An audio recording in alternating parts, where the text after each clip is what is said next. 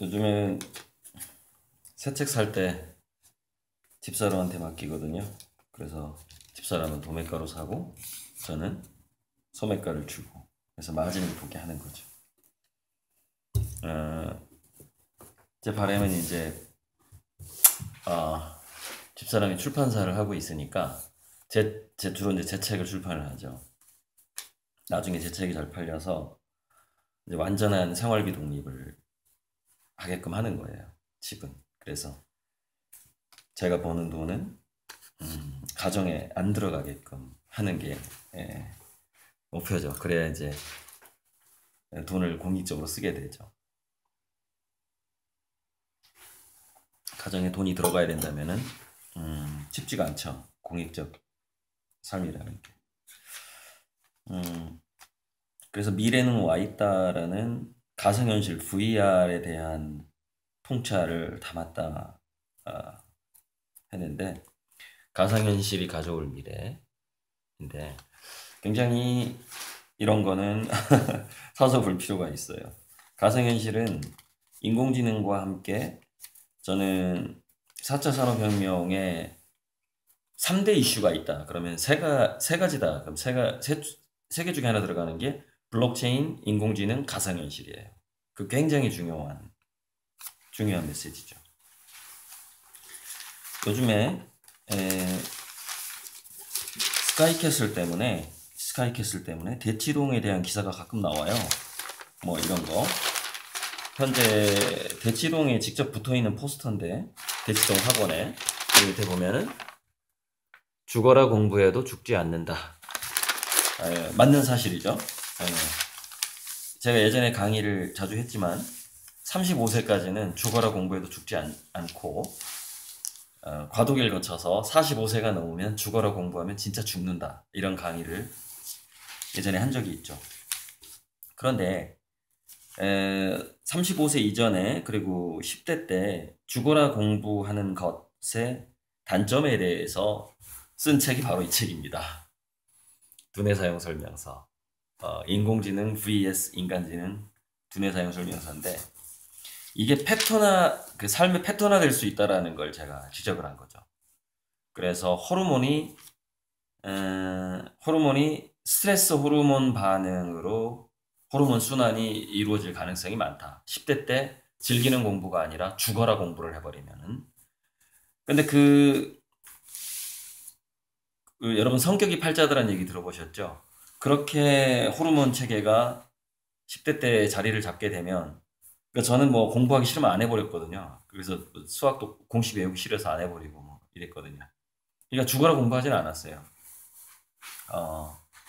느낌이 오는 거를 더 하고 적성을 살려서 이제 좋은 대학을 가게 된 거죠. 그랬는데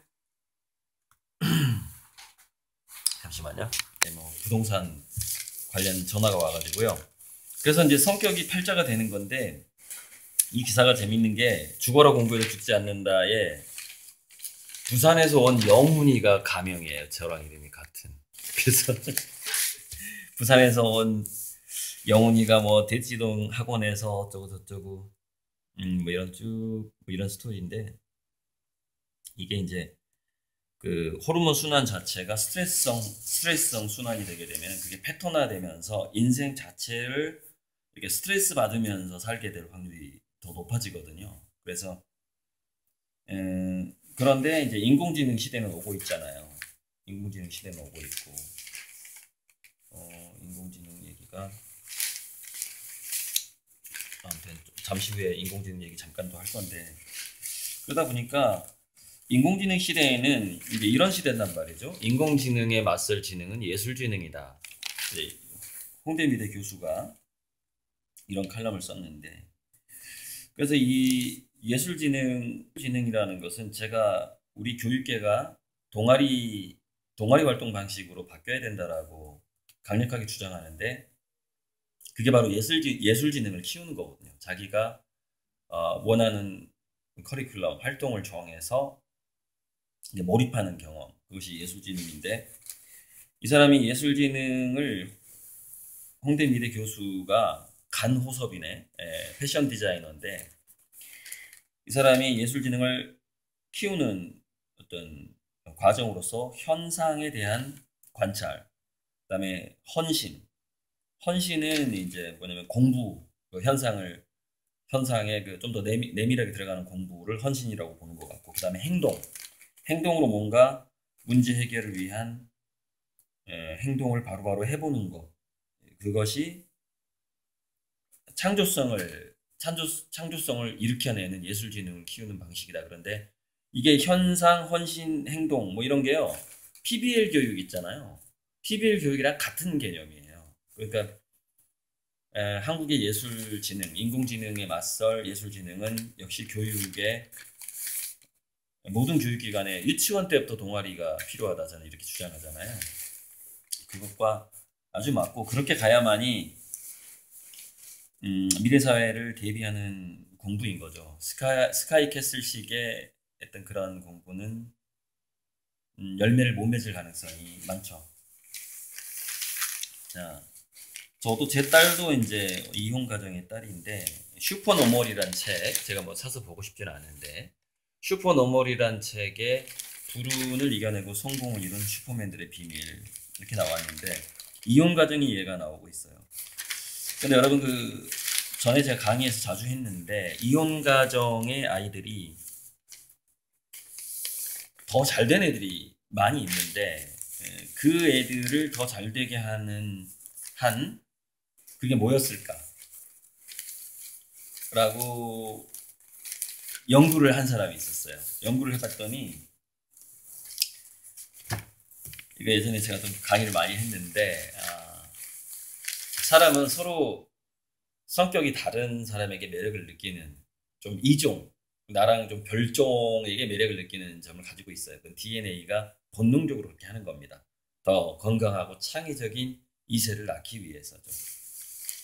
그래서 이혼을 할 수밖에 없는 가정이라는 것은 결국 그 남녀가 바로 DNA의 본능, DNA의 잠재적인 본능에 충실했다는 걸 의미합니다. 그러니까 합리적으로, 이성적으로 맞춰서 결혼하지 않았다는 것이죠. 그럼 도저히 맞출 수가 없는 거예요. 이거는 3년을 적응해도 안 되고 7년을 적응해도 안 되는 거죠. 결국 초등학교 때 이혼을 하게 됩니다. 참다. 그 다음에는 아하 결혼이라는 건 그렇게 하면 안 되는구나 그러면서 이제 각자 성격은 다르더라도 하는 일이 같거나 또는 하는 일이 다르더라도 노는 방식이 같거나 하는 사람이랑 결혼을 하게 되죠. 그럼 그 사이에 이혼 가정에 있는 애들은 엄마한테도 놀러 가고 아빠한테도 놀러 가게 되면서 물론 이런 미국의 영국인이기 때문에 우리는 이제 이혼해버리면 서로 막 안 받고 왕래도 잘 못하고 이런 경우가 많죠. 근데 미국 드라마 한번 보세요. 이혼했는데 친구처럼 가끔 만나기도 하고 그러잖아요. 그래서 이 애들이 그렇게 어두운 분위기가 아니죠. 미국 같은 경우에는 밝은 분위기에서 우리 엄마 아빠 이혼했어. 오늘은 새아빠랑 놀 거고 다음 주는 친아빠랑 놀러 갈 거고 뭐 이런 식으로 왔다 갔다 하는데 이 두 환경이 이혼한 만큼 굉장히 환경이 다른 겁니다. 그래서 체험 다양성이 생긴다는 거예요. 그래서 그 이혼 가정 애들이 나중에 더 유연하고 창조적이고 또는 학교 성적도 좋고 이렇게 하는 이유를 그 부모가 동일한 IQ하고 동일한 어떤 학벌을 놓고서 조사를 해봤어요. 그랬더니 그 차이점이 또 다른 환경이 주어진다는 거죠. 이혼을 했을 때 체험 다양성이 생긴다. 그것이 결정적인 원인이다. 그런 연구가 있었는데 그 예전에 제가 강의했던 거예요. 슈퍼노멀이라는 게 결국 그게 이혼 과정이든 또는 뭐 호르몬이 밑에서 한부모 밑에서 자라면서 그 자기 부모를 도와야만 알바를 하면서 도와야만 했던 환경이든 간에 뭔가 그것은 그릿을 키우거나 인내력을 키우거나 아니면은 다양성을 갖게 하거나 해서 슈퍼노멀들이 늘 생겨요. 근데 내 자식이 내가 현재 그 상황이 좋지 않아 부모가. 근데 내 자식이 슈퍼노멀이 되게 하려면은 굉장히 필요한 조건이 있습니다. 분위기가 어두워서는 안 돼요. 그러니까 그 힘든 과정을 하나의 뭐 자기 팔자라고 생각하고 때로는 유머 감각을 발휘하면서 자식들하고 밝게 헤쳐나가야 됩니다. 그 역경을. 그래야만이 슈퍼노멀이 돼요. 근데 그 아주 어렵게 인상 써가면서 조상 탓해가면서 애를 키우게 되면 그 애가 슈퍼 노멀이 되더라도 나중에 성인이 돼서 주변 사람들하고 잘 못 어울리게 된다거나 왕따를 당하게 된다거나 또는 호르몬 패턴이 아까처럼 스트레스성 호르몬 패턴이 바뀌면서 일찍 죽는다거나 병에 걸려서 그런 경우엔 출세할 만하면 병에 걸려서 죽습니다. 그런 어떤 전반적인 이야기들이 이 두뇌사용 설명서 책에 있고 제 예전 강의를 들으면 다 나옵니다. 제 예전 강의에서 이제 최근에 제 유튜브 구독자 된 대구의 어떤 학부모가 그러니까 자기 아들에 대해서 쭉 이렇게 상담을 저한테 문자 상담을 했는데 이제 뒤늦게 제가 그에 관해서 강의한 바벨 전략에 대한 저희 군산에서 한 강의인데 강의를 듣고 여기에 답이 있었다 하면서 저한테 이렇게 고맙다고 문자가 왔어요. 그러니까 길게 다 말할 수가 없어요. 예전에 제가 다 강의해 놓은 게 있습니다. 이런 특히 미래 교육, 뇌과학 미래에 대해서 또는 건강 이런 거에 대해서 예전에 얘기해 놓은 게 많이 있어요. 자, 신문에 그 목포에 아파트가 들어설 것으로 예측되었던 부지 사진이 나오거든요. 전주에도 방직회사로 쓰던 넓은 공장 부지가 있어요. 거기에 아주 빌딩이 들어선다고 하거든요. 근데 전주는 저는 성공 가능성이 반반이라고 봅니다. 거기에 빌딩이나 주상복합이 들어섰을 때 성공할 수도 있다고 봐요. 전주니까. 근데 목포는 힘들어요. 수도권에서 너무 멀고 어떤 외져 있잖아요. 한쪽으로. 그래서 저는 여기 아파트가 안 들어서는 게 결과적으로 좋을 거라고 저는 예측을 합니다. 그러니까 손혜원 의원이 여러 가지 법적인 문제라든가 이런 절차를 제대로 지키지 못한 부분이 있을 수는 있으나 결과적으로 목포에 돌이킬 수 없는 재앙을 방지한 측면이 있고 그렇게 증명이 될 거다. 저는 그렇게 봅니다. 자, 계속해서 그러니까 빅데이터가 발달하고 AI가 발달하게 되면은 이 세상에는 두 가지 변수가 있죠. 블랙스완하고 회색 코뿔소가 있어요. 블랙스완이라는 것은 예상치 못하게 어떤 일들이 생기는 거고 회색 코뿔소라는 것은 예상이 충분히 가능한데 그것을 간과하거나 또는 그 위기를 피할 수 없는 거예요. 다가오는 그 코뿔소를 내가 피할 수 없이 당해버리는. 그러니까 회색 코뿔소는 왜 서서히 삶아지는 개구리랑 비슷한 그 개념도 들어가 있어요. 회색 코뿔소에. 안주하는 것도 들어가 있고 또 하나는 피할 구멍이 없는 거예요. 진퇴양난. 그런 의미가 들어가 있죠. 그래서 지금 다가오는 회색 코뿔소는 블랙스완보다는 회색 코뿔소가 훨씬 더 위험하죠. 그러니까 기후변화라든가 미세먼지도 회색 코뿔소예요. 우리가 예측할 수 있지만 피할 수가 없어요. 뿌옇죠. 인공지능의 발달도 마찬가지예요. 여기서 예측기계, 인공지능 예측기계다라고 3명의 저자가 AI 예측기계라는 책을 썼는데 이 책에 대한 설명을 읽어봐도 예측이 틀렸어요. 인간의 판단 가치와 데이터의 가치가 인공지능의 예측 기술이 좋아졌을 때 그 예측의 재료가 되는 원재료인 데이터하고 최종 결정을 하는 인간의 그 판단 가치가 값어치가 더 커질 거다라고 예측을 하고 있는데 그렇지가 않아요. 센서가 싸게 깔리게 되면 데이터는 저절로 모여지게 되는 겁니다. 인간이 활동을 하기 위해서 프라이버시를 포기하고 혜택을 위해서 데이터를 뿌릴 수밖에 없는 그런 거예요. 아주 고급 데이터라는 것은 점점 사라지게 되죠. 이 사람들 예측이 틀렸어요. 그래서 인간의 판단 가치가 더 커지는 게 아니라 인간의 감성 가치, 어떤 문화예술을 즐기는 그런 공감의 가치 또는 신뢰 가치 같은 거. 신뢰 가치도 사실은 이제 잠시 후에 블록체인 얘기를 할 텐데 블록체인은 신뢰의 장치거든요. 신뢰 가치가 커진다기보다는 신뢰하지 않을 수 없는 세상으로 바뀌어가게 되죠. 거짓말이 전혀 통하지 않는. 자, 회색 코뿔소 중에 이 트러블 메이커 트럼프가 있죠. 이 트럼프는 분명히 재선을 위해서 북한에게 굉장히 양보하는 제스처를 쓸 겁니다. 재선된 다음에 2020년 이후 2021년, 2년, 3년 갈수록 강경적으로 다시 돌아설 거예요.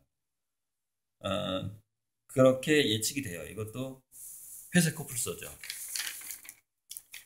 이번에 상당히 ICBM만 폐기해라. 핵 폐기 안 해도 된다. 그냥 종전선언 해줄게. 이러면서 아마 완화책을 이번에 아마 쓰게 될 것 같습니다. 이런 거 뭐 예측하는 사람 꽤 많이 있습니다. 자, 우리나라가 경제 성장률이 낮아지는 거, 국민소득 3만 불까지 올라갔다가 다시 꺾이는 거, 이거 예측되는 겁니다. 이거 회색 코뿔소예요. 우리나라가 다시 중진국 함정에 빠졌다는 얘기는 벌써 몇 년 전부터 있었고, 스페인이나 이탈리아처럼 다시 3만 달러 올라갔다 다시 꺾이게 된다. 그렇기 때문에 결국 내수시장은 확 죽을 것이고, 지금 한국의 기업들은 결국 신흥국으로 눈을 돌리지 않으면 망한다라는 것이죠. 또 하나 돌파구가 있다면, 아까 AI 얘기하면서 제가 감성의 가치, 문화의 가치, 그쪽에서 전 세계인들의 공감을 얻어내는 그런 콘텐츠를 생산해낸다거나 하는 부분들. 그 다음에 가상현실 세계에서 아주 킬러 콘텐츠, 전 세계인들이 즐길 수밖에 없는 가상현실의 콘텐츠를 만들어낸다거나, 그것이 우리의 희망이죠.